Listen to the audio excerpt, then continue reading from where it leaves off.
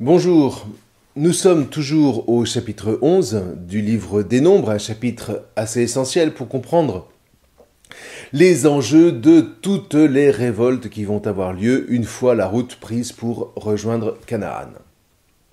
Et donc, vous vous souvenez, nous avions laissé Moïse pris entre la plainte du peuple face à la providence de la manne, qui devenait insupportable à force de durer, et puis la colère de Hachem.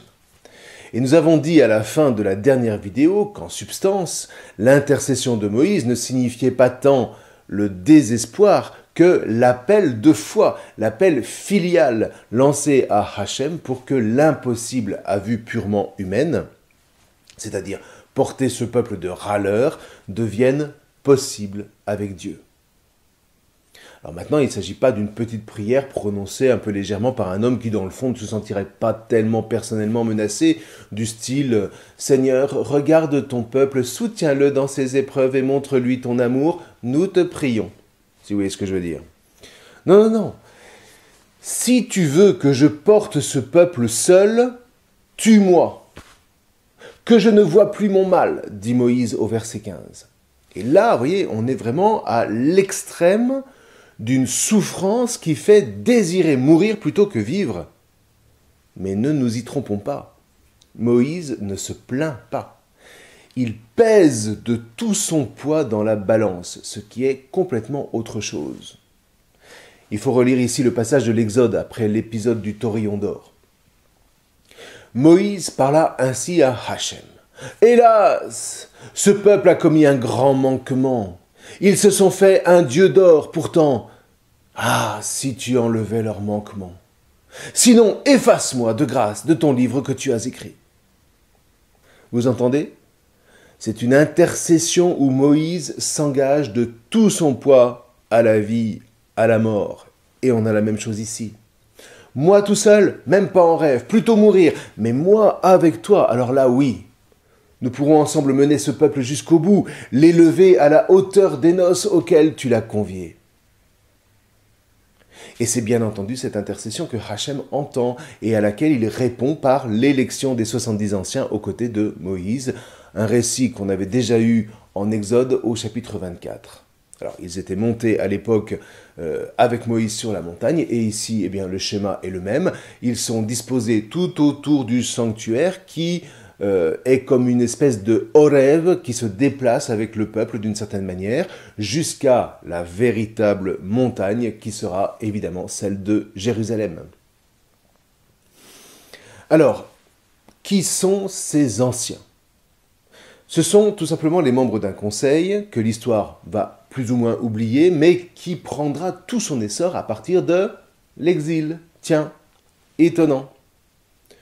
En fait, il est assez évident que ces 70 anciens, dont le récit nous dit qu'ils ont été choisis par Moïse, confèrent sa légitimité au conseil qui siégera à Jérusalem à partir du second temple, après le retour d'exil, le fameux Sanhédrin du Nouveau Testament. Il est évident que si on arrive à montrer par la Torah que ce conseil remonte au temps du désert, plus question de le remettre en cause. Alors là où on sent quand même un décalage un peu suspect, c'est qu'en tant qu'institution, les anciens sont plutôt rattachés à un mode de vie sédentaire. Leur rôle, c'est principalement de siéger aux portes de la ville pour négocier au nom de la cité et rendre la justice. Donc, ça paraît un peu étrange que Moïse le mette en place alors que le peuple est encore nomade. Mais bon, allez, dans le fond, c'est vrai qu'il s'agit d'un vrai peuple et non pas non plus simplement d'une petite tribu comme à l'époque des patriarches, donc il faut le gérer.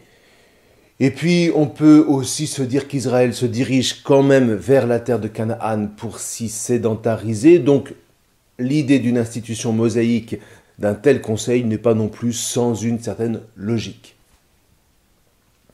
Ce qui est intéressant ici, c'est le verset 17, qui fonde le prophétisme au sein d'Israël. Et ça, c'est assez typique du rédacteur deutéronomiste. C'est lui qui mettra cette parole sur les lèvres de Moïse. « Au milieu de vous, parmi vos frères, le Seigneur votre Dieu fera se lever un prophète comme moi, et vous l'écouterez. » C'est au chapitre 18.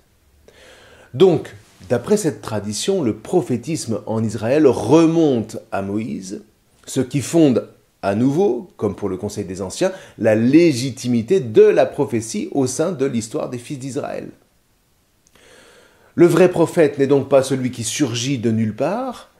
Quand il parle, c'est dans la tradition de Moïse qu'il parle. Donc, c'est au nom de la Torah, indépendamment du collège des prêtres, ce qui ne sera pas évidemment sans poser des problèmes, comme va le montrer très rapidement le chapitre suivant. Mais ce qui est important, c'est qu'il ne s'agit pas d'une institution dynastique, comme l'est le sacerdoce ou comme le sera la royauté. Le prophétisme, c'est une institution purement spirituelle. Et c'est bien de l'esprit de Moïse que sont animés ces anciens.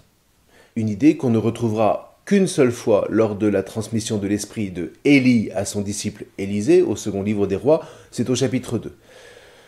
Par ailleurs, c'est une tradition, semble-t-il, très forte que ces premiers anciens, remontant à Moïse, soient revêtus de l'esprit de prophétie, puisque en Exode, s'ils montent sur la montagne avec Moïse, comme on l'a évoqué, c'est aussi pour vivre une extase. Donc, la tradition de ces 70 anciens est quand même assez fondée dans la tradition. Et puis, j'espère que vous voyez le lien avec l'événement de la Pentecôte, lorsque l'esprit de Jésus est répandu sur les disciples. Quoi qu'il en soit, grâce à cet esprit prophétique, dit le récit, voilà les anciens revêtus de la charge de juge pour les affaires profanes, afin de seconder Moïse dans la gestion administrative du peuple. Ça, on l'avait déjà eu avec Jéthro au livre de l'Exode. Alors comprenons bien, dans le fond, on est en train de nous dire que quel que soit le rôle des dirigeants en Israël, qu'ils soient prêtres ou juges, c'est donc de Moïse que les uns et les autres tirent leur autorité. Et c'est donc à la Torah que les uns comme les autres sont attachés, de sorte qu'il ne saurait y avoir de lutte de pouvoir entre les deux. Alors l'histoire montrera que le rapport entre ces deux institutions ne sera pas toujours simple, mais voilà, encore une fois, leur enracinement en Moïse en personne, leur interdira de s'éradiquer mutuellement. Israël ne saurait se passer de l'une ou de l'autre de ces institutions sans en payer un prix exorbitant. La suite du texte ne pose pas, quant à elle, de problème majeur. Il confirme l'interprétation que nous avons faite de la plainte du peuple qui s'avère être en réalité un authentique rejet de Hachem, comme le seront toutes les plaintes et toutes les révoltes qui suivront. Alors, ce qui surprend, c'est le dépit qui semble habiter Hachem. Vous voulez de la viande? Eh bien, je vais vous en donner jusqu'à ce que ça vous ressorte par les trous de nez. Alors, on se dit que c'est pas très sympa de la part de Hachem, mais dans le fond, c'est une réponse charnelle. À un cœur qui refuse d'imposer des limites à sa volonté, Hachem va lui donner ce qu'il demande pour que l'homme fasse l'expérience que sa requête ne lui est pas ajustée. C'est toujours le même principe dans le fond. Ce n'est donc pas Hachem qui gave son peuple comme on va gaver des oies. Hachem envoie l'écaille et on va s'apercevoir que les hommes vont s'en empiffrer jusqu'à vomir. Signe charnel, s'il en est, que leur demande était abusive.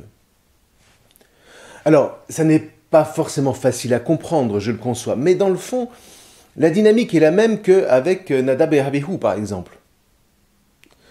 Encore une fois, vous voyez, ne s'inscrit dans la mémoire que ce qui est charnellement vécu. Donc, pour qu'Israël apprenne à se méfier de ses propres revendications face à Hachem, pour qu'Israël apprenne à ne plus tenter de reléguer Hachem au rang des idoles qu'on peut manipuler, eh bien Hachem va accéder à leurs demandes abusives pour révéler charnellement aux fils d'Israël où mènent de telles revendications idolâtres.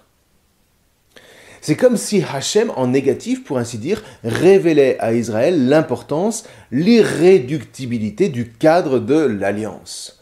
Dans ce cadre, ok, c'est la manne quotidienne, mais cette manne est une manne de liberté. Hors du cadre, ok, ce sont les cailles en surabondance, mais ces cailles sont celles de la nausée. Tu fais l'expérience et ensuite tu choisis.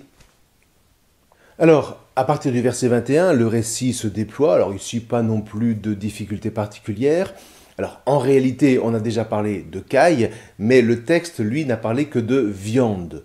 Donc, Moïse demande de quelle viande il s'agit, s'il faudra égorger du bétail, etc. Sauf que le bétail ne peut être immolé que dans le cadre des offrandes, et Hachem lui répond « Mais enfin, tu bosses pour qui? Pour un amateur? J'ai promis, je vais donner !»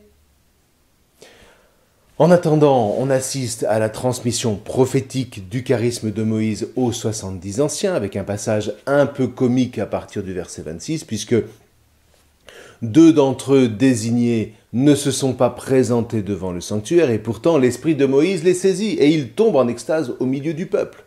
Alors on court prévenir Moïse de ce prophétisme hors cadre, et Moïse de répondre cette phrase admirable, « Qu'il soit donné à tout le peuple de Hachem de prophétiser quand Hachem leur donnera son esprit. » Et là, vous voyez, on a toute la théologie du rédacteur deutéronomiste. Pour le rédacteur sacerdotal, le peuple est tout entier sacerdotal. Pour le rédacteur deutéronomiste, le peuple est avant tout prophétique. Et, ma foi, ça n'est pas incompatible. C'est comme ça aussi pour les chrétiens. Pour certains, l'Église, c'est l'institution et les sacrements. Pour d'autres, c'est la vie de charité au milieu du monde. Mais les deux ne sont pas incompatibles à la condition que l'un comme l'autre soit attaché à la même écriture, c'est-à-dire à la Torah éclairée par l'évangile du Christ Jésus.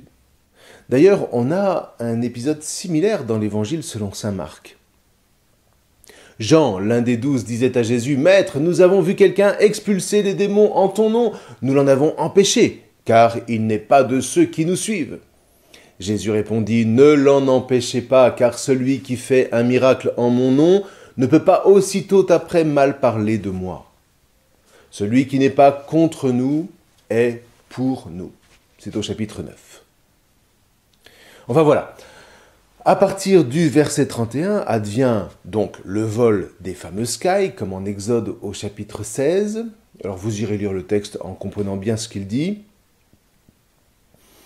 La narine de Hachem brûla contre le peuple, c'est-à-dire qu'il leur donne ce qu'ils ont demandé, mais ils en crèvent. Vous voyez, ces cailles sont comme l'antiman, puisqu'ils en amassent, et qu'ils en amassent en quantité gastronomique, comme dirait Coluche. Vous voyez, c'est saint Augustin, je crois, qui dit que Dieu punit souvent le pécheur en lui accordant ce qu'il convoite. Eh bien voilà. Après cet épisode douloureux, le peuple panse ses plaies et enterre ses morts. Le lieu prend le nom de Kivrot Hattava, qu'on pourrait traduire par tombeau de la convoitise. Et en définitive, quelle est la leçon ici? Eh bien, tout simplement d'apprendre à sortir de l'angoisse du manque. Rien ne sert d'accumuler. Aie foi en la parole de Hachem, parce que Hachem tient parole. Et Jésus reprendra exactement le même thème. Nul ne peut servir 2 maîtres, ou bien il haïra l'un et aimera l'autre, ou bien il s'attachera à l'un et méprisera l'autre. Vous ne pouvez pas servir à la fois Dieu et l'argent. C'est pourquoi je vous dis, ne vous souciez pas pour votre vie de ce que vous mangerez, ni pour votre corps de quoi vous le vêtirez. La vie ne vaut-elle pas plus que la nourriture et le corps plus que le vêtement? Regardez les oiseaux du ciel. Ils ne font ni semaille ni moisson, ils n'amassent pas dans les greniers et votre Père céleste les nourrit. Vous-même, ne valez-vous pas beaucoup plus qu'eux? Qui d'entre vous, en se faisant du souci, peut ajouter une seule coudée à la longueur de sa vie? Cherchez d'abord le règne de Dieu et sa justice, et tout cela vous sera donné par surcroît. Ne vous faites pas de soucis pour demain. Demain aura souci de lui-même. À chaque jour suffit sa peine. C'est au chapitre 6 de l'Évangile selon Matthieu. Eh bien, voyez, Jésus ne s'inspire de rien d'autre que de ce chapitre 11 du livre du Midbar, le livre du désert, qui se présente non pas comme un lieu seulement aride, mais comme un lieu où l'homme apprend à mettre sa foi en Hachem pour ne pas crever des délires immodérés de sa convoitise. où l'on rejoint la parole du décalogue. Tu ne convoiteras pas. Pourquoi? Eh bien la réponse est donnée ici, non pas comme une leçon moralo-intellectuelle, mais comme une réponse charnelle qui s'inscrira à jamais dans la mémoire du peuple. On peut être sûr maintenant que on ne le reprendra plus à jouer à ce petit jeu, génération après génération. Pourquoi? Parce que ça s'est inscrit dans sa chair. Et là, voyez, encore une fois, à travers un événement peu glorieux, on décèle toute la sagesse qui habite les fils d'Israël, qui n'hésitent pas à transmettre ce qu'ils ont appris à leur corps défendant. C'est autrement plus honorable et plus efficace que de raconter en disant « Il était une fois un grand prince qui libéra une belle princesse, etc. etc. » Encore une fois, la Bible, ça n'est pas le conte de Grimm. Bref, je vous laisse lire l'ensemble du chapitre. On verra la prochaine fois qu'Israël n'est pas au bout du travail qu'il doit encore faire sur lui-même, mais, comme dit Jésus, à chaque jour suffit sa peine. Bonne lecture donc, et n'oubliez pas, Dieu tient toujours parole. Je vous remercie.